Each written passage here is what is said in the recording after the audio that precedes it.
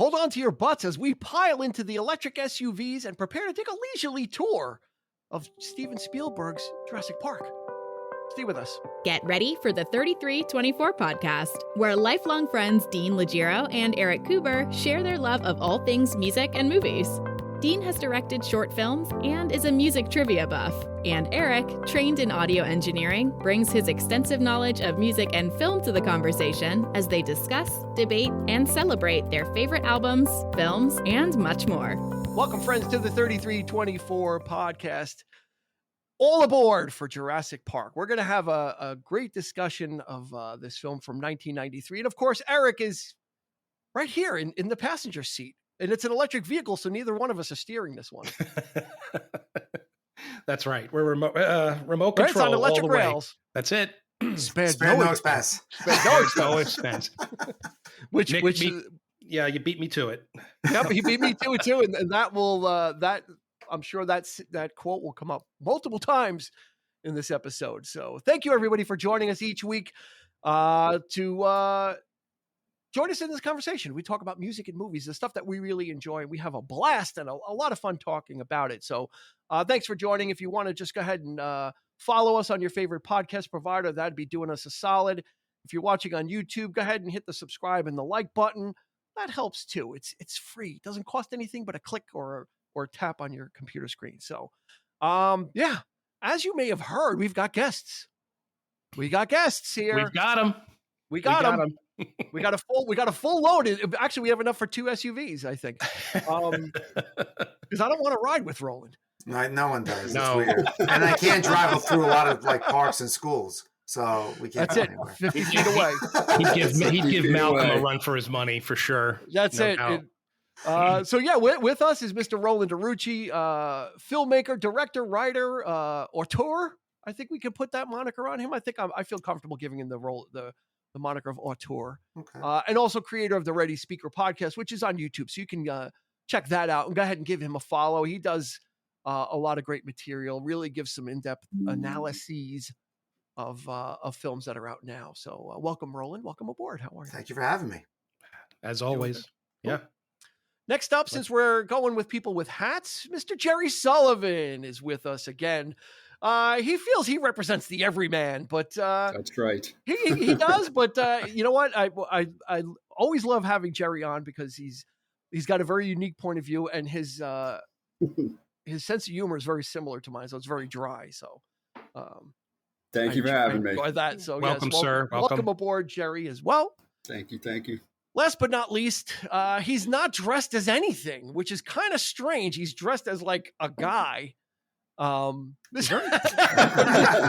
He's got his toys. Little toy props. Yeah. But he's got dinosaurs with him. Mr. Nick Leshi.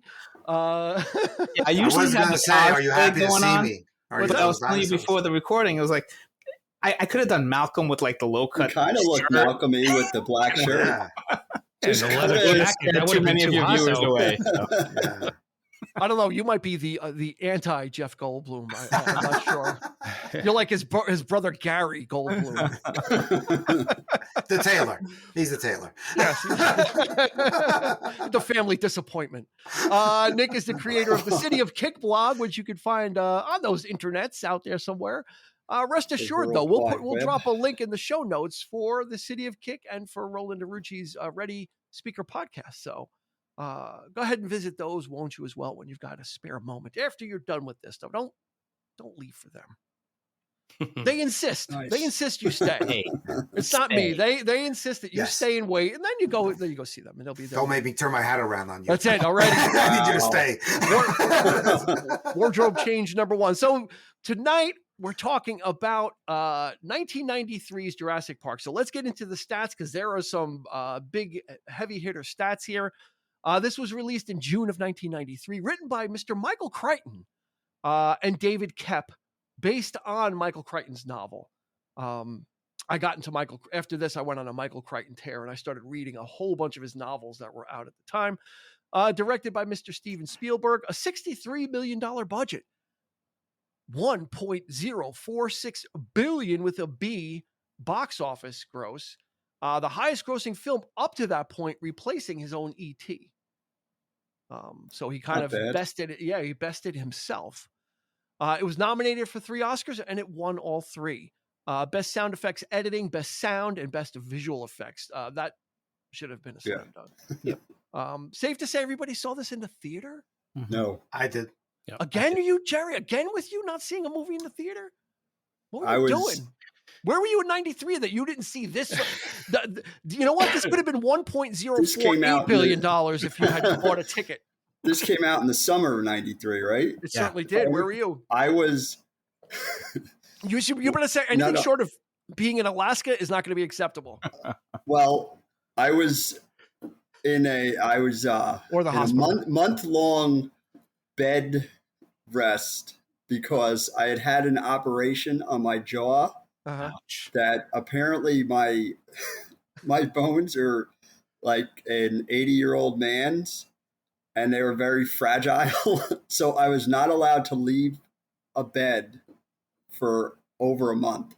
Wow. But I read the novel instead at that point. So I did not get to see it in the theater. I did not experience the wonder. So yeah, that's okay, Gerry. The novel's better anyway. It was. When I saw it, I remember thinking the novel was way better. But I'm thinking we could just call Gerry Mr. Glass at this point. Yeah, it was. Yeah, so, I don't know what was going on there, but I was in bed for a month. Really? Everybody else saw it in the theater? I did. Yeah. Yeah. This was a big thing, and you know what? For me, this movie kind of redeemed Spielberg because the film before this that he made was Hook. And honestly, like I saw Hook, and it kind of put him on my shit list because I really didn't like Hook. Like there were parts of it that I liked, but overall, it was like everything looked like it was a set. It was just kind of with the kids, too many kids and stuff like that. And Spielberg likes to do those films with kids. Obviously, E.T., Short Round in Indiana Jones. So he has an affinity for that thing. But I thought, when Hook came out, I'm like, all right, like the bloom is off the rose for Spielberg. And then he comes bounding back with this. I mean, does anybody else have that? Can you go back to that time, Roland, and kind of, was that accurate? Did you feel the same way? Or was it kind of just, definitely.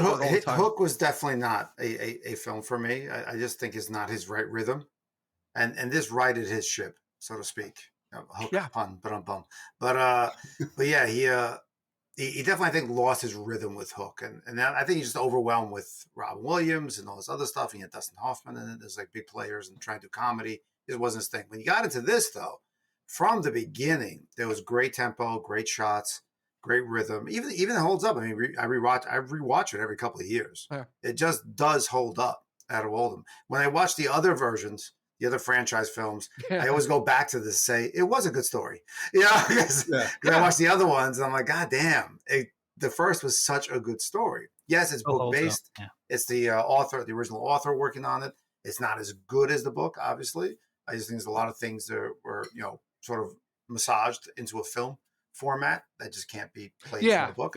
Yeah. The thing about Michael Crichton, for anybody that isn't aware, his novels are very technical also, and that's what his strong, he'll write, his novel Disclosure was about technology and about this new technology that was coming in, and he writes as if this stuff is real and gives you the backstory. So yeah, he can go in the weeds with that stuff, and that's what makes his books compelling, is that it's actually interesting the way he explains things. But for a film, Nick, you don't need that, right? You need to kind of cut that kind of stuff away. Otherwise, it's going to be a where's the dinosaur snooze fest. And I think that's why Steven Spielberg doing this movie worked so well. I had read that, so many people were fighting for the rights to get it, like Tim Burton and Richard Donner and Joe Dante. But Spielberg was like a natural fit for it. And like you were saying, up until this point, I think he was he didn't have his heart in those kind of Spielbergian kind of films, right? Because he wanted to do the more dramatic stuff. He wanted to do Schindler's List, right? Yeah. And that's when he said, okay, I'll do Jurassic Park if I could do Schindler's List at the same time. So in post-production, he was filming Schindler's List and then working on, I don't know how a human being could do both at the same time and come out with like 2 masterpieces like that. Very similar stories. I mean, transition. No, actually, Jurassic Park wrapped 12 days early. So and the editor had a rough cut pretty much assembled. So that actually freed up Spielberg to really cut loose and to kind of start working on Schindler's List, actually. So from what I read, Spielberg was actually interested in this project before the book was even published. Like Nick said, there was really a feeding frenzy, and Spielberg was aware of this property as a novel before it even got published. So he was kind of in it. Because he was working with Crichton on ER, the TV series. Yeah. Yep. And it was kind of in it. Crichton was like, "Oh, I'm working on this book, about dinosaurs." So yeah. And it's the time was right for that.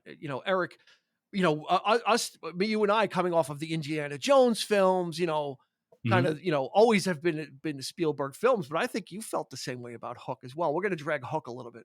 Oh my God. Yeah. Yeah, it was horrible. But I think 93 was the pivotal year for Spielberg, for sure. Even Jurassic Park. I mean, I think the first half of the movie is saying goodbye to that idealistic type of storytelling that he does, where it's more family friendly and, ooh, wow, look at the dinosaur, mommy, like kind of thing. And then, of course, it changes. And then if later on, you got Schindler's List. His films were never quite the same. Yeah, after. this was definitely a demarcation. Yeah, you're absolutely right. Yeah. This kind of marked a lot of things. 2 years earlier, a small film, I think it was like an independent, like a really small film called Terminator 2: Judgment Day came out.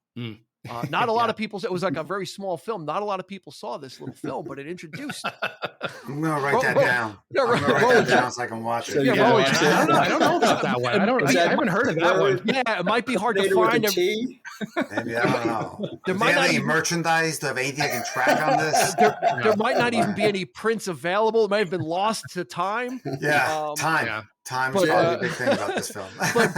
But only I could travel back and see it. But Terminator 2 really ushered in, right? That was the watershed moment for technology, right? Where the new horizon was revealed. And one thing I noticed about this film was it was the beginning and the end at the same time, Gerry, right? He was still, with the practical things that he was doing and the practical things he wanted to do, this was like the perfect blending of that. So it was firmly 1 foot in that old style of the practical stuff, while also embracing the horizon and maxing out and challenging his effects people to do this is what we want to do. And I think he said to them, I don't think you can do this, which is the worst thing to say to, like, he kind of dared to, I don't think you can make these things into do dinosaurs. And they did. And Gerry, I think that was the like Eric said, with Spielberg as a filmmaker, but also I think as with filmmaking. Well, as well. I mean, going back to like when you were talking about the line of demarcation where the first half is very family friendly, explicit. Like while I was watching it last night, I realized like I kind of liked that. They explaining everything. It was like you're getting, to be honest, even last night, the first time you see the dinosaurs, even though I've seen this a million freaking times, it still blows me away. It still stands up. You can still you can see it's a tiny bit dated, but to see how seamless it was to wear the I guess the animatronics versus the computer, you can't tell anything. And that's to go back. Like I was watching it with my son, and I was like, what you see in every movie freaking right now, this was huge back then. Sorry, my cat's trying to get it. This was like mind blowing that they brought.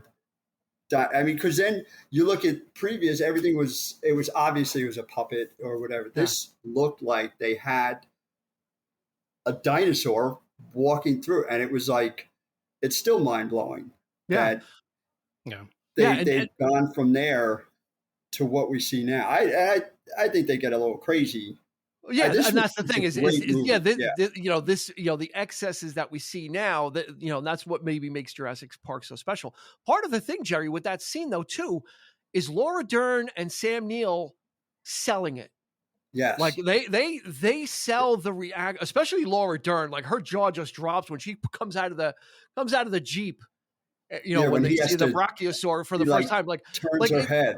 Yeah, it's them selling it as much. Like it wasn't usually the dinosaur movies are campy stuff. It's Doug McClure, Journey to the Center of the Earth, and they're got a guy on his all fours and whatnot.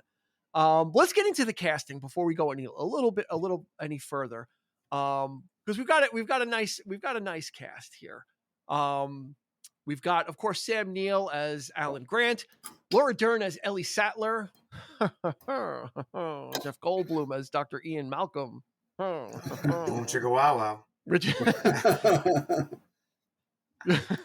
Richard Attenborough as John Hammond, Bob Peck as Robert Muldoon in kind of like almost like a Crocodile Dundee nod. I was like, they had to get like an Australian guy for like a hunter guy. Martin Ferrero as Don Gennaro, the lawyer, the blood-sucking lawyer. B.D. Wong as Dr. Wu, Henry Wu. Joseph Mazzello as Tim Murphy. Ariana Richards as Lex Murphy. Hold on to your butts because it's Samuel L. Jackson in an early role as Ray Arnold. He's amazing. And Wayne Knight as Dennis Nedry. His greatest role. Yes. Better than Newman. He's still Newman, bro. So a couple of people before they got to Sam Neill who got this role rather quickly and didn't really know what the material was. A couple of the names that were first thrown out: William Hurt, Kurt Russell, who seems to show up in a lot of these alternate casting conversations we have, Harrison Ford, and Tim Robbins as Dr. Alan Grant. Yeah. Harrison Ford, you get off that dinosaur. Too. It would have been too distracting. Yes. He would have taken. Yeah, he would have been too angry. He would have been in Indiana Jones. Yeah, exactly. He would have been in Indiana Jones mode. Yeah. William Hurt, he could do the scientist guy, right? He could do scientist, but I don't think he could be as vulnerable. He's too dry. Yeah. Way too dry. So then that only leaves Kurt Russell. I think he would have made it jokey too. Well, he would have made it hammy. Yeah, for sure. Yeah. Yeah. I think Sam Neill's the perfect cast. I think he's the perfect casting. And there was only one name thrown around as Dr. Ian Malcolm besides Jeff Goldblum. Jeff Goldblum was who they wanted, but they wanted Jim Carrey also. And he came close to getting it too. Really? That would have altered his career completely. Like I think he would have gone in that direction that he maybe wanted to go with, like more interesting instead of just the comedic stuff, because that's what he wanted to do. But he was firmly the Playboy. He still would have done the more humor over the top. He was firmly in Ace Ventura territory around that time. He hadn't ventured into being a quote unquote serious actor. Might have been too distracting. But he can't flirt like Goldblum. That's where it would have been. No one can flirt like Goldblum. But he's also the perfect eccentric. Yeah. He plays that very, very well. Everything he does. No, just the way he does it. He's sort of in his own head trying to explain. And he convinces while he's wrapping it around in his head. And like I said, the flirting is insane. Yeah. He's always on the lookout. His delivery. Am I moving too fast? He's like his fingers through her hair. I'm sure you know about the laws of attraction. These tiny variations in your hair. I was falling for him. I know you, bro. How about that money shot where he's lying on the table? But it's like this kind of like Fabio. I always wear baggy pants when I watch him in this movie. One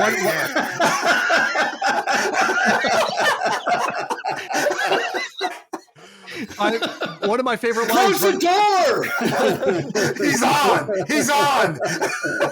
One of my favorite lines from him is, "I'm always on the lookout for the future ex-Mrs. Malcolm." And so he knows it's like any relationship is doomed to fail. Perfectly timed, paced. It's comedy gold. I'll be honest with you. It's funny. I love this stuff. He's funny when he's not trying to be funny. No, he's not. No. He's just very. I mean, he sells it. Yeah. That's the way he delivers this stuff, and it's very. It comes across comical, but it's not. It's not intended for laughs. I don't think. No. I think it's his style, and he leans into it. Yeah, and you can again, the casting's great. You can see Laura Dern. You can see she's why flustered she the whole thing. Yeah. It kind of worked because she just like. this guy looks scummy the way he talks, but when he talks, you're just like, he's not that bad. He's not that bad. I can stay for breakfast. I know. and she plays it. She's starting to second think her relationship with Grant there, because he's just kind of just exactly. Yeah. So it plays it up beautifully. She uses the kids to get into his softer side, and uses Malcolm to get into like the romantic. Exactly. She's like playing them all. I will say the kids. Sometimes it's hard to cast kids, but definitely the granddaughter has the best shock face I've ever seen in a movie by a kid. She is so invested in that moment of always being shocked, and it plays off so well. Now. Timmy drove me nuts. Timmy was a pain in the ass. Let's be honest. He fell off the tree. He fell off. He's like he outshined Short Round. For God's sake. I mean, the kid gets electrocuted. He's got all kinds of things. I mean, come on. I think he's got ADD. I mean, there's a lot of things going on with that kid.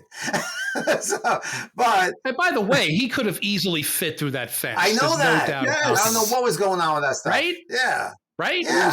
And the bottom fence, those big winded he could have easily fit through. When the Velociraptors try and get in and they want the gun, he could have got there, gave them the gun. Yes. He wasn't doing anything. That's the one little loophole. I was like, he's looking over the shoulder at their computer. I'm like, give them the gun. Give the gun. That was very New York Burroughs. Hey, Timmy, go over there, get the gun. He was shell shocked. Yeah. Boom. You should have saved that for the live thing next week. What are you doing? You're wasting your best material. There's going to be more. We're going to mine this puppy till you can mine this movie forever. Trust me, there's a lot. It's and I want to hit on I think Eric said it, or maybe I think Roland said it in the beginning first, is that this movie really is cut into two. Mm-hmm. The first half is all the dinosaurs are nice. Mm-hmm. They're like big cows, right? They're gentle, they're docile, they're beautiful. Look how friendly they are. These friendly animals that are here. Even the Triceratops, which was a great practical effect. Yeah. Which was fantastic. Like that's probably one of my favorite practical effects is the Triceratops. I remember the eye movie blew me away. Like the eye moves, and the tongue, everything, And it breathing, that blew me away in the theater. Can we just comment on the doctor there though? That guy who's played by the producer of the film. That was randomly. He's not an actor. He's like, he's sick. That he was there, and he's like, how long was he been standing out there with that damn thing? And she's like, her eyes are dilated. He's like, they are? Oh, look at that. I didn't notice that. I'm like, come on. He was a doctor from Grenada, so it was a little different. He might have been a vet. I mean, he was already on the island when they got there. Yeah, he was before this. He was a hamster vet. He didn't know anything about Triceratops. He went to doctor school. Hammond was that's what got Wayne Vets can work on puppies, cats, everything. Vets are magical. Yeah, that's why Kramer went to you're not prepared. You're not prepared to work on a Triceratops all of a sudden. It's like you're in such shell shock. Like, oh shit, yeah, it is dilated. Jesus Christ, I didn't forget. I will say the dung heap is also blew me away. I'm like, why is that poop so big? Yeah, I have that in my notes. It's taller than the Triceratops itself. It's like, how did he do that? Did he stand on his? Maybe the doctor was doing. The Triceratops was just doing it in the same mound. No, I think so. It's a dinosaur thing. You would never get it. Yeah. But it might have been, it might have been like cleaning up after him and shoveling it up and kind of, that's what instead of looking at his dilated eyes, he's shoveling shit. Exactly, he's shoveling shit. But you've got that feeling of two separate films and then once the power goes down, and once Nedry, the whole thing is Wayne Knight's character is disgruntled employee. His thing is to get the embryos off the island because he's going to get paid a lot of money. I'm in my Dotson outfit, as you can see. Dotson, who's the guy that's represents some unknown thing. Dotson's here. We've got Dotson here. Nobody cares. Who represents no one cares. And the name of the company is nameless and faceless too. It's just a plot device to kind of up the ante. But once Dennis Nedry sets into motion all the machinations, he needs to leave. He needs to turn off some systems so he can kind of cut through the park and get out. And of course, a storm hits.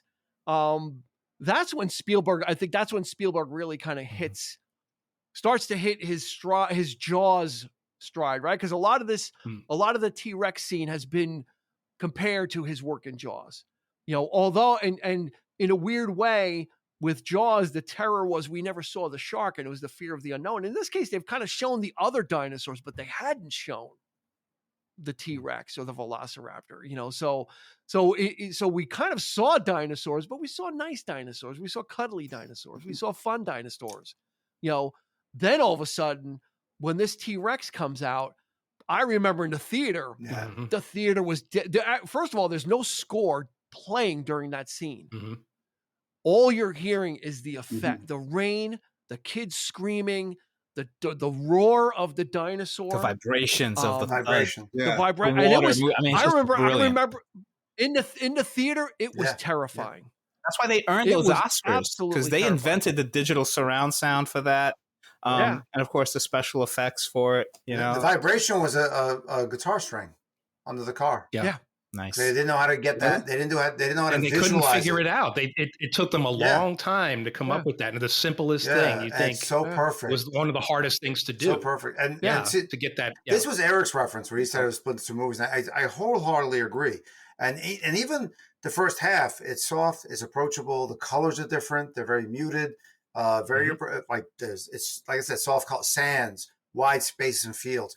As soon as the movie shifts, it becomes very slick, very dark. It's dark, very high contrast, very aggressive. And there is definitely, like Eric was saying, it feels like two different stories. I mean, it's one big story, but you can feel that shift where now you're in a different world. It is dangerous. It is not this easy, fun thing where it's going to be rides and no,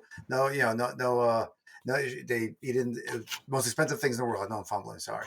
But most expensive things in the world, and he's like, spared no expense. And it's not that ride anymore. It's not Disney. It is a holy shit, this went bad. Well, to Dean's point, I mean, the movie works. The best thing about this film is it's meta storytelling. It is its own marketing thing. It's like, we're going to see an attraction. Spielberg was adamant about bringing dinosaurs to life. And I'm reminded of the story that he told on the making of Raiders of the Lost Ark, where his father had taken him to see The Greatest Show on Earth with Charlton Heston. And it was about the circus, the Ringling Brothers Circus. And he felt betrayed because his father said, we're going to, because he thought he was going to a real circus. But once he started watching the movie, he was completely captivated. I feel like metaphorically, this could be his... Because Jaws, to him was because of all the problems he had with Jaws, but it turned out to be a masterpiece. But yet, in this case, he was like, I am going to make this happen. I don't care how you do it; it's going to happen. These dinosaurs are going to be real. And to Dean's point, when you see the more benevolent dinosaurs in the beginning, and then even telling you that they don't even show up on the tour when the tour first started. There's you're going to have dinosaurs on your dinosaur tour, right? It's like that plays out as well because he's teasing the audience there.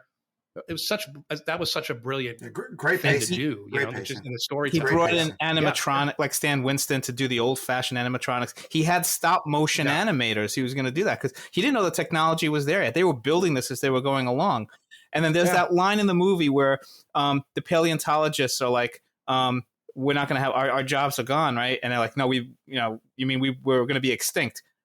Spielberg got that from the science special effects folks because when he had them test the T-Rex to see if it could be done, and when he saw it, he looked at the stop motion folks and he's like, you're not going to have a job anymore. And the guy said, you mean we're extinct, right? So he used that in line, So. Wow. Yeah, there's a lot of that in the film. He drops those, he didn't want to use the stop motion because it looked so janky. It's still like great technology, but very janky. When you look at the Ray Harryhausen stuff, which was breakthrough, but by '93 it's dated. You needed something new, and they built the 20-foot high T-Rex, which was terrifying to people. Incredible. And the people that were there, like. I think some of the effects guys were like, this was a real fucking dinosaur. Like it was frightening to see this thing on the set. And then people in the Velociraptors, the same thing, people in costumes, but really animating these creatures in a realistic way. And it's funny that, that first part of the first half of the film is the cautionary tale because there's an extended discussion about should we do, Ian Malcolm, just because we could doesn't mean we should. right? Just because we can do something doesn't mean we couldn't. And he was constantly putting that out there of, this is not a good idea. And they were talking about controlling the sex of the dinosaurs and they can't mate. And, a lot of foreshadowing of things that they would see that, so this is at heart a cautionary tale, Don't make dinosaurs. Got it. Don't make dinosaurs. Well, a lot of things clone. This deals with cloning. It could deal with human cloning. There's a lot of kind of subtext in there that you could, at the time, you could kind of transplant onto other things. We're on the dawning of new technology. Just because you can do things with technology doesn't mean Malcolm has that great line about, you're building off other people's inventions. Like you're not taking the moral responsibility. Right. Somebody else did it. You're just going to sell it. That's a great scene. That's like the most compelling scene for me. Yeah. And it's delivered by the guy who's like nobody likes. He's Hammond's like, I brought you guys here to defend me. The only one that's on my side is the blood-sucking lawyer. Yeah. It's like, thank you. As cool as it was, like I mostly would side with Malcolm. Like the whole idea of this probably which is, you would think he's the creepy guy, but most of his ideas, I was like, listen to this, he's like spot on. But then you just get taken away when you see the dinosaurs walking, and you're like, they're okay. I was waiting to say, he's such a great character, and then he's just injured and kind of like, laid out, sprawled, oil chest. That's what took me away. There's a lot of oil chest. Well, originally he was going to be just chased by the dinosaur and kind of whisked away. He came up with the idea on the set of, at least let me do something heroic, even if it was stupid with the flare, with the flare. That was great. And he got nosed by the T-Rex. The T-Rex kind of flipped him like through the hut, and he just kind of got Spielberg waylaid. Turns on a dime right there in that seat. He turns the malevolent T-Rex. It's just like everybody's. You can hear a pin drop. Everybody is just I couldn't breathe. I wasn't breathing for like a minute. And then it turns into I don't know how he did it, but the damn thing just looked so goofy when it's hovering over Gennaro. Like, and you could swear the thing is smiling at him. Like he's like, and he just like grabs him. I don't know how Spielberg did it, but it's like he gave us that goofy comedic moment. It was like a cartoon, and it was like, wow, this was like, but he could do that. Like he could, and it. You get distracted by the little arms. Like, but just the way nothing changed, obviously, but the way, just the pose of the thing, the way, the angle that he got, with the way he was just kind of hovering over him, and it just looked so kind of good. And it just, him sitting on the toilet and the whole thing, like it got a big laugh. And it was a shock though too, because he just got one bite. Right. And by the end, this is just how good of a filmmaker he is, and I do feel this film changed filmmaking. Like when I left that theater, I was like, okay, he just changed the game for every filmmaker. Just the tempo, the rhythm, everything, the storytelling ability. But when you look at it, even by the end, people are rooting for the T-Rex. That's skill. Oh, is thing. When you cheer for it at the end, when it shows up, right? Yeah, that you cheered for it at the end. We cheered for the villain, the biggest villain in the movie. But what you said, Roland, we become like in the last ones, the T-Rex is like, it's a hero. Yeah. Like they push that. It's not as organic as here. No. It's not as organic as this film. That's what he kind of led into by having him. I mean, he disappears for a while, and you're like, what? He becomes like King Kong basically in the end. He kind of like doors and everything. King Kong. Yeah, well, he was actually a Deus Ex Machina. Like out of nowhere. Like we've talked about other films. Like, how did they know this person was here? It's like, how did that thing walk through into the visitor center? Fit through any door, and no one noticed it. I know you're being trapped, cornered in by raptors, but all the other time, every glass of water is splashing when he approaches. This time he tiptoe in, like that final shot when he's just roaring after eating the velociraptors, and that banner falls down. Like when dinosaurs. It was majestic. The theater erupted. Yeah. I mean, Gerry, I'm sorry you missed it in with the live theater, because they were like, the presence of that thing was felt throughout the entire movie. Absolutely. Yeah. Yeah. Yeah. You can still watch it. Go to Alamo Draft House. They'll probably have it at some point. I'm sure. Well, what you said before about it revolutionizing film. So many people saw this movie and they were like, wow, there's nothing now that we can't write on a script that can't be translated into film. It encouraged Lucas to do his prequel movies. It encouraged Stanley Kubrick to do AI and all this other stuff that like they were like, we can't do it. But now they're like, CGI can make it look so realistic. You can believe that there are dinosaurs on the screen. Exactly. You can do anything. Yeah. Well, and you know what? I'm going to quote Dr. Ian Malcolm then, and it becomes just because you could do something doesn't mean you should, right? Right. Nice. These tools became right. These again, there's something to be said for that. For this film and films that came before, because when you were working with practical stuff, you really like Spielberg on Jaws, he had a lot of problems that he couldn't compute his way out of. Mm-hmm. Right. It took a filmmaker. It took strategist. Took ingenuity. Yeah. It took someone to figure this thing out. When I'm going to make a piece of art, and I've got these big problems. How am I going to solve this so I can continue? And so what this did is it started to take some of that away. It's like, yeah, we can imagine it, and we'll have some people in Australia or in a offices in England render all this stuff, and we'll tell you when it's ready.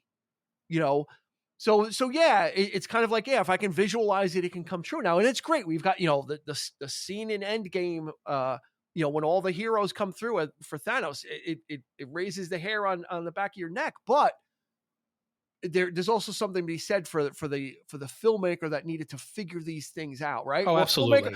Like independent filmmakers today, they don't have the budget for that, and a lot of the independent stuff looks like shit, the CGI, because they just can't afford it.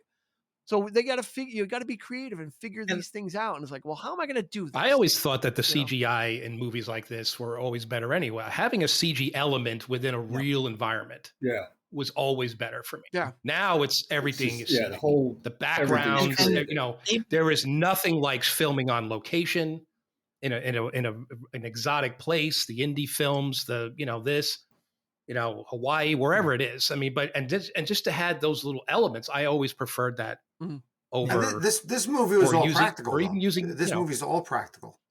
For the most part, yeah. The eye movement, the twitching. The dinosaurs are integrated into the place, into the real environment. You can do things. There's nuance to this, and like Jerry was saying, it holds up, and you can see some things that like, hey, that's probably not perfect because you probably do a better job today with the CGI enhancements, but it still holds up. You're intrigued by it. You're intrigued by the characters he made into those practical dinosaurs. They have a personality. Mm-hmm. And I think that's the interesting thing too, that he gave them a personality, multiple, practical animated, characters. And they're intelligent. Very intelligent, interactive. Like the raptors, there's communication. There's everything besides like joy. Obviously, they're mocking the guy because he's going to eat him on his toilet. But there's mocking there too. But there's probably a little bit of joy in that grin. But he gave them all, I think, a level of stuff. And then when we go back to the real people, Sam Neill and Laura Dern and the kids and anybody in this crisis, and how it builds for those four characters, how it builds with all of them, it makes it. I mean, you can taste it. You can taste that energy. And again, that's sort of why I feel like he changed movie making. It wasn't just four people on an adventure, Scooby Doo and stuff like that. Yeah. Not just it's a villain, it's a bad thing.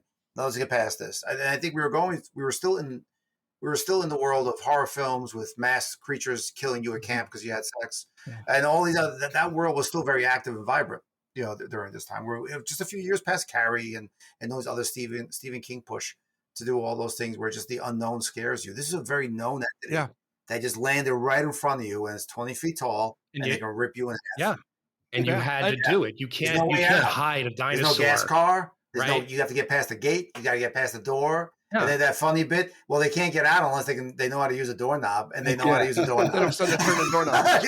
You know what? I think we got to give credit to Michael Crichton for this, though, because he crafted not only did he crafted the novel, but then he was able and humble enough to take his novel and adapt it into a film and say, well, we need to get rid of some of the So he was still able to pose those questions in the beginning, right, and really kind of set the story up. So it's not just dinosaurs when dinosaurs attack. They're there was this the question of morality, and that was the whole crux of the film, is this park wasn't going to get funded without some scientists to sign off on it, because it was this was still was murky technology, or still seemed like what Hammond was doing was sketchy. So we need somebody to take a look at this. So yeah, those conversations in the beginning, when they're sitting around the table, and Jeff Goldblum's, I call it the rape of the natural world, because he's kind of able to kind of be a little more clear-eyed with it, or they would say idealistic at that point. He was like the idealist, and it would kind of, it's like, just everybody else seems to be on board but you. It was just enough. It was just enough. The book is decidedly, it's much darker. Yeah. The characters, Hammond is an asshole in the book. He is not he's not the genial grandpa. but again, the great Richard Attenborough. Casting him was a stroke of genius. Having him play that tenacity, and he's doing something wrong here, and he just doesn't seem to care. But yet he delivers it in such a way that you love this guy. You even feel sorry for him to a certain extent. I wouldn't say that he doesn't care. He's he doesn't care that everybody's trying to talk him out of it. Like, he doesn't care about the consequences. He's a force of will, and will not be deterred, because he full-heartedly believes that this is the right thing to do, that he's bringing something that's never been seen before, which he's absolutely right. But again, it's going to always boil down to, because you could doesn't mean you should. And he's just trying to convince everybody. But what I like at the end, he kind of, he doesn't stay the insane, this needs to be done. He does realize, maybe this isn't working the way. Well, after that, it was only, Gerry, honestly, it was only until the body count started rising that he was, like when Peck is gone, Peck is gone, Mr. Arnold is gone, when everything fell apart, then he relented. He was coming to, it turned into, he had to get everyone safe. It was vocalized when Dr. Grant said, I don't sign off. I don't sign off on this, and he said it. But when things started really going bad, he was throwing himself in there. He got the map out. He was trying to do everything he can to get everyone safe. Especially since his grandkids were there too. Yeah, I think that's how really do you explain that to their parents? Well, he wasn't really talking about his kids anyway. He didn't care about his kids. But Timmy was gone. Timmy was a pain in the ass. He says he says it in the film. He goes they're here. This is the target audience, children. But I'm going to put them in harm's way here to prove. Well, now, Eric, I'll say, when I see this, when I see his character, to me, he's representative of capitalism at its worst. And like we all know, people who are the salespeople who will always never take a no, they just have to find the right person who's going to say yes. Yeah. So, and that's what he was doing. His rationalization until you get a yes. No matter how many fails, all of his texts are saying this has failed. They're saying this is not right. It's going to fail. We've never done this. We're not even ready to test. Yeah, and the corporate guy's there to say no. He's like, but as soon as they see the dollar signs and see how much money it becomes automatically, and he embraces it. Who cares? At that point, he embraces it. And once he runs out of ice cream, he realizes his daughter's got divorced and won't have any more kids. Mm-hmm. He's like, wait a second, I'm actually going to lose my grandkids, and I have no ice cream.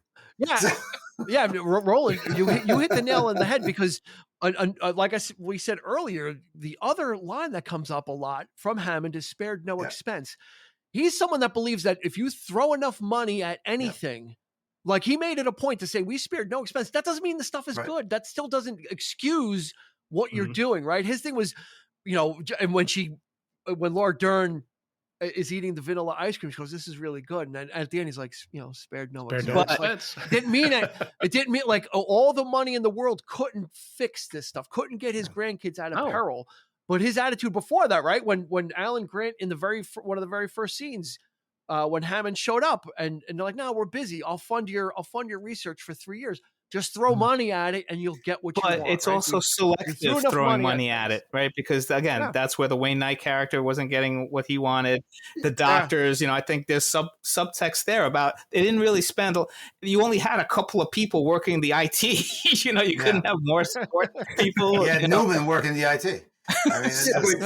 What if Nedry, if Newman doesn't do what he does. Newman. His name is Ned. We got to get off the Newman because then people are saying, there's no Newman in this film. If he doesn't do what he does, one and the same. And the park Roland's right. doesn't go insane, then who wouldn't want to go see this? This only all happens because of a human trying to be greedy. Yeah. Otherwise, that's all it takes. And that's where the chaos theory comes into play. But you have someone else that's really into this, maybe more than one guy working the IT. This doesn't happen, and Hammond gets looked at as a visionary. Yeah. Nope. Well, you're still. I'm gonna jump in front of Roland first. Okay. I'm gonna say no, only because life will find a way. Yeah. If it didn't happen then, if Nedry got off the island and it was successful, it would have happened at some point. Yep.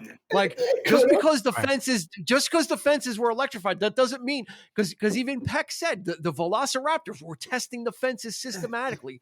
They were looking for weak points. So this isn't one of those movies where you can say if this didn't happen, this whole movie wouldn't exist. Maybe they noticed that. It's all predicated. It's predicated on them having. It's like nobody anticipated the intelligence of these creatures, and people still started also having babies. Oh, the beginning of the film. I mean, you got the nobody. I mean, they're pushing the thing. There all these precautions are being taken, and you got like an army of guys, and the thing still managed to grab a guy, roll the cage back, grab the guy. Probably shoot him right in half. Shooter! Roland, I'm sorry. I stepped in front of Roland.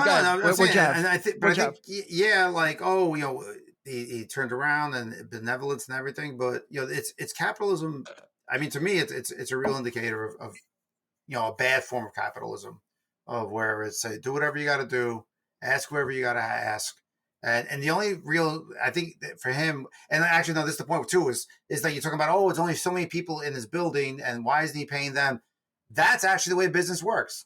You pay the guys in-house a really shit salary, and then you pay somebody else to come in, and then they get under a shit salary. Yeah. So he subbed everything out. So he's like, whatever, it doesn't matter. I already hired you. That's your problem now. You agree to this. Yeah, he said that. He goes, your financial problems. Yeah, you got to figure out why you underbid this, not me. I agreed to that amount. We're done. So it's always about once he makes the deal. And I'm sure even if the paleontologists, if they said, well, we need more, I gave you 3 years. You got to figure that shit out. Mm-hmm. At some point he is that guy. Yeah. And I think, yes, it hit home. It took a while for him to hit home. He's the grandpa with gifts. They run up to him, thank you for all the gifts, grandpa. Mm-hmm. So he buys them with money. It's not affection. Yeah. Mm-hmm. He spares no expense. So they know that. Exactly. And they're like, thank you for the gifts. Mm-hmm. That was their first line when they tackled him. Yeah. We loved all the gifts. So it is very representative of his character. Yeah, that's what he is. Yeah, well, you're easy. I'll give you like 2 bottles of Heineken and you're my date. Come on, relax. Going to be in a vinyl suit next week. It's easy. He charms his way into everybody's hearts, everybody because he's a kindly gent, he's Santa Claus for God's sake in the remake of Miracle on 34th Street. He's part of the intro movie at the theme park, right? Like when he's talking, this is my line. I'm talking to him self-recorded because he's got that genial personality. Yeah. But Roland's absolutely correct. So we don't like Hammond? Is that what we're saying? I think they made him like we're not. I mean, he was a lot worse in the book. Mm-hmm. I mean, he's much like the nephew in the second. Yes. There's still that subtext exactly like that he's not just this jovial.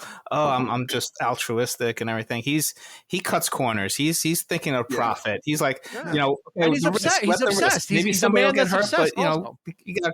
Yeah. I mean, his heart might be in the right place. Maybe because he gives that little speech about the flea circus, and it's he's selling something that it's an illusion and that whole bit, and it was just like but you lose it though. You can't control. He was obviously upset. He was obsessed because, like you said, also I think nobody was going to sway him, right? No matter what they said, he couldn't believe it. It's like, I brought these guys in to verify my stuff, and he couldn't believe it. It was almost like incredulous, But it's the arrogance of man, though, too. Like exactly. we could do this. We can control everything, and we can, it's a lot like King Kong in that aspect, where we're bringing Kong like when zoos were a thing, and circuses, and that back in 1930s. and bringing him back, and the thing just goes crazy and destroy. I mean, I have to be honest. I kind of like that, seeing people getting their comeuppance, getting killed because the stupidity of people. Just like they come in there and just all these rich folks are just coming to see this thing. They think they're seeing a show, and it's like, and it's just paying money. And meanwhile, there's poor people on the streets lining up. Isn't there a line about how you're going to make this for free Wednesdays or whatever for coupon day? We'll have a coupon day or something. Yeah, it's just absolute Groupons. Oh my God! They were absolutely counting the money. I don't know who said about the dinosaurs each had like personalities. Is that Roland? We have to give some love to a dinosaur that had some personality. He was known on the set as the Spitter. Yes. Mm-hmm. I dated the Dilophosaurus who had that. That's a whole other podcast. How many Heinekens have you had? Wow. He should, whatever, if he hasn't had any, he better start having some. That also known as the Dilophosaurus. But again, he was almost the bellwether of what's to come, because in the beginning he seemed like he's like, oh, nice dog, nice dinosaur, like throws the stick, and he seemed like a curious dinosaur, and he's kind of following Nedry around. Then all of a sudden you saw what he was really about with, and it turns out that dinosaur doesn't really do all that with it was a good visual and everything, but it was a good visual, but yeah, like so you said all these dinosaurs had like these personalities, and like the Dilophosaurus was one of those of kind of, he was like the transition. He was like the Wolfman he went from like the cute dinosaur to all of a sudden like this destroy, like eating them inside the van. The whole Jeep is like shaking, and it's like, another one of those things that you don't need to like they didn't need to show. All you needed to see was the Jeep rocking, and it's like he's getting destroyed in there. And that was a shocking moment in the theater too. I mean, there was no one. Credit has to be given to the sound effects of the movie. The sound design of the dinosaurs alone was just as, to me, awe-inspiring. It's how you would actually imagine they would sound. Yeah. You're absolutely right. Yeah. They pulled. I remember seeing like images, Steve, when we were working at Suncoast. We got all the merch before the movie even came out, right? The coloring books, all the stuff that like the little postcards with the T-Rex on. It was kind of spoiled it. But the thing that they showed, the one shot of him like eating the tires off the Jeep, and I could just imagine, like, what the hell is this thing supposed to sound like? I wonder. And they nailed it, because it just has like that sort of elephant type sound, like that. It's not even a roar. It's like a high. It's a lot of different animals. Yeah, they combined amazing. A lot of things. Yeah. And it's funny. I think I was reading, at the time this was cutting edge dinosaur information, but it turns out a lot of this stuff, a lot of these notions about these dinosaurs have changed. Even at the time, they said. I think the experts are saying a T-Rex could not be able to run like that because his bones are very hollow, and he would have like collapsed. He can't get up to, like, a T-Rex can't get up to 60 miles an hour. Yeah. But for the film, you don't care. He's like if you want to find a loophole in there, it's like they use frog amphibian DNA, so it's not what real dinosaurs would look like, right? So you need suspension of disbelief. You got to have that escapist. But it was realistic when you saw it. Like, up until this point, like, every kid loves dinosaurs, even before Jurassic Park. But like, how did filmmakers find ways to tell stories about human beings interacting with these creatures that weren't around? So it was like time travel or different worlds or lost worlds. This was the first time where Michael Crichton came up with this cloning thing where it felt believable, right? Yeah. So, you went into this could happen. That's his gift. That's his gift of writing. Credibility. And then Spielberg, give him credit. It wasn't all just bang bang. It's like cinematic suspense and just at the edge of your seat. And he had the gore in there too. Nowadays it's all gore, it's all special effects, but he really had these sequences that lasted like 15 minutes, one thing after another. It wasn't just that one shot, one scene.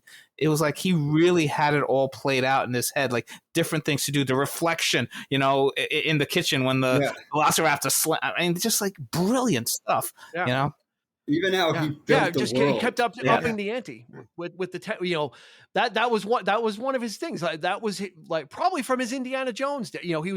He had that working on the Indiana Jones films, of doing those cliffhanger things and those exciting that's a great moments. analogy. He was able to kind of take Jurassic, and take Jurassic Park and just build, at that point, it was like all bets were off. And most of the criticisms about the film was that the humans are kind of cardboard characters. You really don't care. So once you get to the second film, you're just kind of dropping them into the sequences because you want to see the dinosaurs chasing them. You just want to see how they get away. I don't care what the kid knows. I don't care what the kid, if the kid had parents, he's in trouble now. He's on the, he's on the fence. He's going to get electrocuted. So Spielberg was really good at piecing. And even the movement of the dinosaurs, the way like the velociraptors, they're kind of clumsy. They slip, they get back up. Yeah. That sort of energy and tension really elevated every moment because you didn't know what was going to happen. Whereas usually it's just run, chase, kill. But this and they're squealing. They're squealing. They're like there's animals like going on nature. It's not nurture. It's just nature. This is what we do. And they're just going with it. And I love the shots when they're sort of like twisted on a fall and they right themselves and they get back up and they go back for it because the hunt is still on. And I know they do it in the other movies of this franchise, but I don't know if anyone has done it as well as the first one with that moment. And even the shots, that Laura Dern moment with the ice cream scene. If you want to talk about beautiful camera work, I was just watching that last night, as probably most of you were, or this week, that there was some of the most elegant camera work and choices in that shot, that calm moment. He really took the time to have that dialogue in a beautiful, beautiful scene. Like through the front, he's shooting through the chairs. He's doing nice slow pans. He's really building that tension, that dialogue beautifully. So, I mean, like I said, for me, it changed. For every director, I was like, it changed it for everybody. Like everybody's got to look at this. Because this was a filmmaker. Basically, this was you're right, Roland. This is like a really highly talented director making a genre film. It's a director's movie, right? He basically was making. So if this wasn't like the schlocky, like we're going to make a dinosaur film, let's get some guy off the street and we'll, whatever. This was like a well-known and lauded director making a genre film. So he was bringing, not only was he able to bring that suspense and pace that he brought with Jaws, but he's able to bring the pacing and the color purple and Empire of the Sun, some of those dramatic flourishes. He was able to temper the film with, so it wasn't just all that thing. He brought that that deft filmmaker. I would say every close-up worked for me. Every close-up worked for me in this film. I like the way he built, like with the helicopter flying into the island, when all you see is water for miles around, and then it just suddenly builds, and you just realize the scope of what you're about to come into. And I mean, the island was just off the charts beautiful, and then just how everything, like you're kind of showing some of this landscape and stuff, and it's just gorgeous. And then when they start integrating the dinosaurs, it just keeps building on top of what he had. Like even me as the everyman was just taken by like the shot of the helicopter. I don't know why that just blew me away as they're. It's got I think the score, the main score is playing during that also. When the score is, it's like, obviously Indiana Jones, Star Wars, like those types of where you can sing that or you can, play that out and everyone knows what you're talking about. And it's like, plus it gets an emotional rise at it. Like it's just unreal watching it to where it's not just the action, it's everything is coming into you at once. Yeah. And that's the genius of John Williams also. Like, I mean, the guy, the guy knows how to write, he knows how to write, like he can write for Schindler's List. He can write for Saving Private Ryan. And then he can write these majestic scores for Jurassic Park. And then he can do the thrilling stuff like Indiana Jones. I mean, he really, I don't know how that guy's brain works or how he, comes up with it, but it works. For this movie, that score is part and parcel of it. Also, like you said, that scene and the majesty of it, and then that score that crescendo comes in, and it brings that whole epic feel to the film, right? As they're landing. So amazing stuff. I don't know. I mean, I think everyone's gonna. If we do favorite scene, it's hands up. It's going to be like the T-Rex scene with the plexiglass. I think that's the most impactful scene for me. But I like the but then the one I always remember in the Kitchen. Whoa, everybody all at once. Sorry. Roland. My favorite one, and I think this is true of like a lot of the audience. We fell in love with the Velociraptors, just like Gerry did. But my favorite one is when they corner the big game hunter, and he goes, "Clever girl." Yes. Yeah. And I remember that so distinctly. I waited for watching the movie again. I'm like, oh, here it comes. I am not getting out of my seat because I just remember that moment. It was so impactful to me. And it's a callback to the opening scene where they say this is what we think, we think they hunt, where one will distract, one will like lock in on you, and the other ones come in on the side, and it just plays out exactly the way it is. So it's full of those chunks of information. And just when he says "clever girl" and tries to shoot it, I don't know why. It's always been one of my favorite scenes. Yeah, he's kind of like, you got me. Yeah, and he tried. Yeah, you know, I'm a hunter and I failed. Yeah, like that's it. Yeah, he was resigned. He was resigned to it. Yeah, he was resigned that he was the prey. He was the prey and at he that point. sort of said, "Well done, well played, checkmate." Yeah, and for me, yes, everybody loves the Tyrannosaurus Rex, but for me, I always remember that scene as such an amazing pivot point for me of like falling in love with the movie. Yeah, absolutely. Gerry, I like the Raptors in the kitchen because just they do convey the terror, but just the terror of the kids have to be realizing that these things are figuring stuff out. Like they got in a locked door, you know, and like, how are we getting away? I mean, they're kids, not like a grown ass people don't have a shot. Yeah. And they were able to, but like, just to me, like that was cut because of the just the way that the lights are all down, you know, and just knowing that we need to get out of this, and these things are figuring, like they are following us, they are finding us, and it like that just actually, obviously, you know, the kids are getting out, but there's still this piece of like terror in you as you're just realizing breathing on the glass. One of my favorite shots. It's like, this is like insane. How do we get it? Like, because you're like, even if we get away now, how are we getting away? They can go anywhere. Like they can go anywhere. This out. So that's my. Yeah, they took down Nick Fury. Nick, what do you got? I mean, Gerry said you knew the kids were getting out. I didn't. When I first saw this, I was like, they might kill these kids. You know, like they were like, it was a whole different movie. You didn't know. But that's what happens when you grow up. Especially when the raptor was tapping his claw on the ground as he's walking. And Spielberg didn't want to shoot the scene in the book and on the beach where the kid gets killed, and I think they used it in a later film. But he put these kids in so much danger. So I love the T-Rex scene.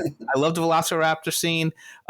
I just love the little moments, like seeing the T-Rex in the rearview mirror that said objects are closer than they appear, you know, and then that, you know, the reflection of the DNA code on the Velociraptor, just shots like that just stay in my head. And it was just like beginning to end. But out of the two big action scenes, I like the Velociraptor scene because it concludes with the T-Rex Deus Ex Machina and that banner flying. So that was perfect, you know? Cool. Eric, is there one? Well, yeah. But I guess one of the quieter moments, I suppose, was the scene with Malcolm, like we discussed. You know, that whole discussion between him warning Hammond, and you know, he's really getting through. I mean, everybody's just kind of like so quiet, and he's just going on and on about it, and when he gets so passionate, he starts slamming the desk. He's like, "You got to sell it. You got to sell it. You got to." I love that. And one of the things I love about the raptor scene at the end too is when the raptor jumps up on the table, on the counter, it's like, and it's just like things are shaking, and like that was a great effect. I mean, that looked so goddamn real. Like that's one of the best effect shots. And it showed their wisdom too, right? Because up until then it was like a maze, 2-dimensional. And he's smart enough to jump up and look down, and you know. Yeah, they didn't have to walk up and down the aisles. By jumping on the top, they can serve everything.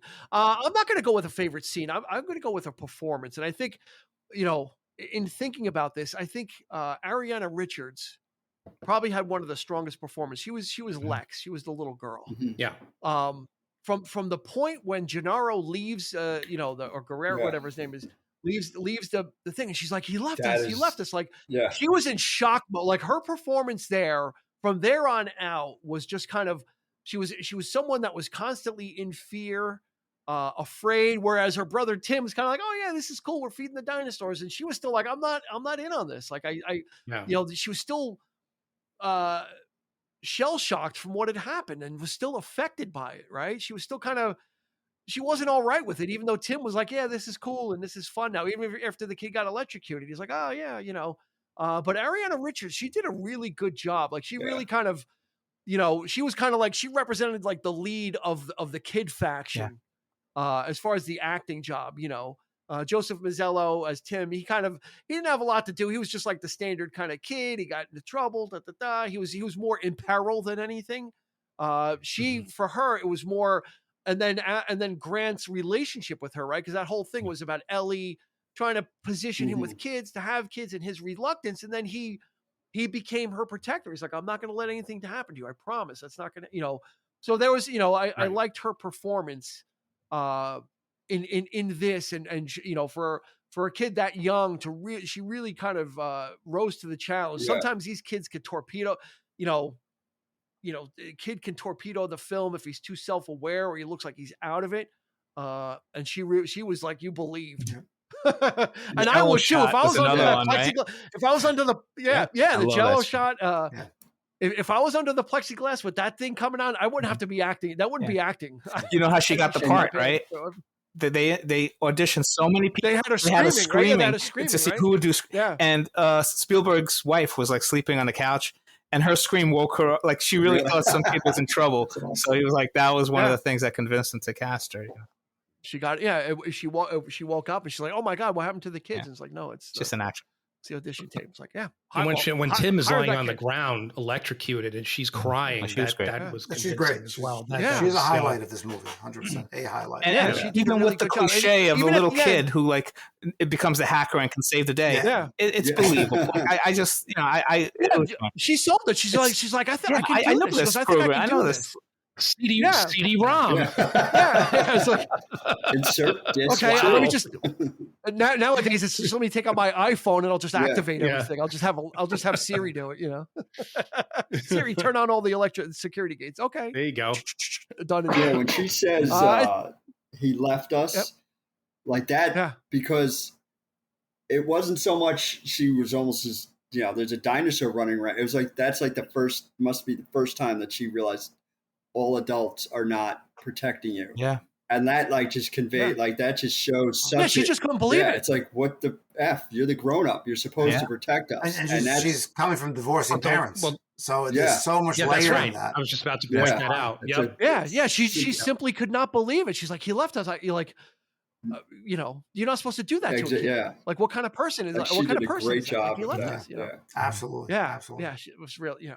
Oh, such good stuff. So, if you haven't seen Jurassic Park, it's available on streaming, so you can get it at a bunch of different places. I rented it on Amazon, so it's out there. Look at your local theater. It's one of those prime titles for revivals and screenings. It's probably an evergreen, and I'm sure it screens around. So if you haven't seen it on the big screen, go see it. It's still impactful, even though I think what Roland said. Even though we know that these things are coming. It's when it's an expert filmmaker, you get drawn back in. Even when the stuff is coming, you fall into those beats. That's what a great filmmaker does, is they lay those traps out for you, and no matter how many times you've been through it, you fall into them, and you love it. You love the movie for it, that it can still get those reactions out of you. And when I watched it yesterday, and during that T-Rex scene, and it was no music and everything, it was it's visceral. They're not taking you out of it; they're putting you in it. And this is one of the movies that got retrofitted into 3D for one of its anniversaries. And I hate 3D movies; I think it's a gimmick. But apparently, I haven't seen it. But people who've seen this say it works. Like if you see the 3D version that Spielberg made of it, it really works. And he said he filmed it just like 3D. He didn't do it intentionally, knowing that it would become a 3D film. But just like you see some of the shots of the things jumping at you and stuff, and apparently it works really well. So. 3D is so 2006, right, Roland? I had hair then. Look what happens. This is what happens when you get 3D. This is what happens. Yeah, see, when you watch too much 3D, you start to become I thought it was all coming at me. I got scared. Oh Lord. Okay, well, we hope you enjoyed this excursion through Jurassic Park. Gerry, thank you so much for joining us. Always appreciated, as always. Nick, Mr. City of Kick, we'll drop a link in there. He's got his dinosaur drinking out of the pint glass. There's no better product placement than that, except for the Jolt Cola that was on Nedry's desk. That was absolutely a relic of the Barbasol can of shaving cream. Yes. And the Barbasol can. Roland Uruci, thank you so much for joining us. Also, Ready Speaker Podcast, we'll drop the link in there as well. You can check that out on YouTube. So there's a bunch to do. So, and of course, it's Dean and Eric. So for Eric, for Roland, for Gerry, and for Nick, I ask you to please be kind and rewind.